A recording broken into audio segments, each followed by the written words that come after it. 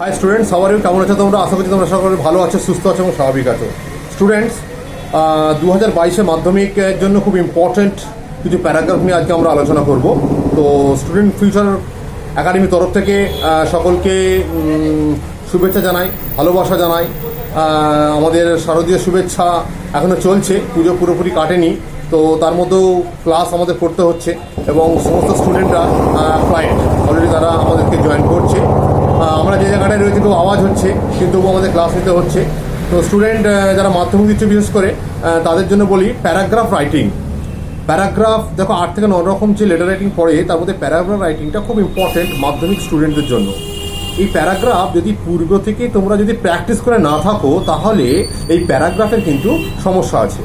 তো সেই জন্য খুব ইম্পর্টেন্ট প্যারাগ্রাফগুলো দেখে আমরা মাধ্যমিকে এই প্যারাগ্রাফগুলো দেওয়ার চেষ্টা করছি এবং তোমরা এগুলোকে একটু প্র্যাকটিস করো, সম্পূর্ণ মুখস্থ না করে।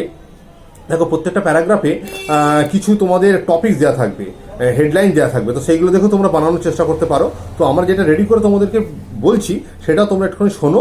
এবং এই প্যারাগ্রাফটা কিসের উপরে রয়েছে না, right 2 or 3 কোহারেন্ট paragraphs on freedom of the press. এই যে মিডিয়া বা প্রেস, এই যেটা রয়েছে আমাদের চোখের সামনে এখন সব থেকে জগতের ডিমান্ডেবল সাবজেক্ট হচ্ছে প্রেস বা মিডিয়া। তো এদের উপরে একটা সুন্দর প্যারাগ্রাফ আমরা রেডি করেছি। তো তোমাকে সেটা লিখে আমরা তোমাকে পড়ে শোনাচ্ছি। যদি কোনো অসুবিধা থাকে তোমরা কমেন্ট করে অবশ্যই জানাবে এবং আমাদের কাছে আসার চেষ্টা করবে। Okay, the success of a democracy is directly related with the freedom of the press. Freedom of the press implies the entitlement of expressing opinions without any constraints. Moreover, it is also regarded as the necessary condition under direct control of the government. There, the newspaper should be allowed to criticize the action and decisions of the government.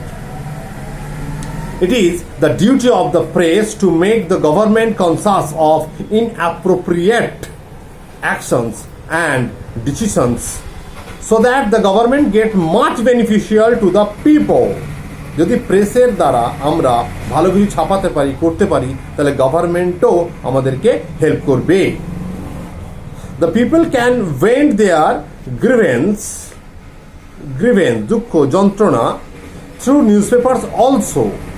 In fact, a free press ensures liberty of the people in a free country, but in reality, the press is not free. প্রকৃতপক্ষে press কখনো free হতে পারে না, কারণ না কারোর চাপে ওরা সবসময় থাকে, অর্থাৎ পলিটিক্যালিটাই বেশি থাকে, কারণ ওরা সত্য কথা ছাপানোর চেষ্টা করে। তো সেই জন্য ওইখানটায় বেশি করে ওদেরকে পানিশেবল হতে হয়। As a matter of fact, the newspapers in a country are run by big business houses. It's much expensive to publish newspapers and the finance is provided by the businessmen. So the newspapers have to take care of the interests of the proprietors and patronizers. It becomes extremely difficult to publish neutral and impartial news, comments, opinions and views also. The prejudice-based mentality and personal opinions of the owners of newspapers influence the newspapers much. The political and economic opinions of big advisors also influences the newspapers. So it is evident that the press is not free at all. But often the press is found to misuse the freedom. It resorts to misinterpretations and distortions of news and facts to provoke and excite the people against the government, any other authorities or any other person.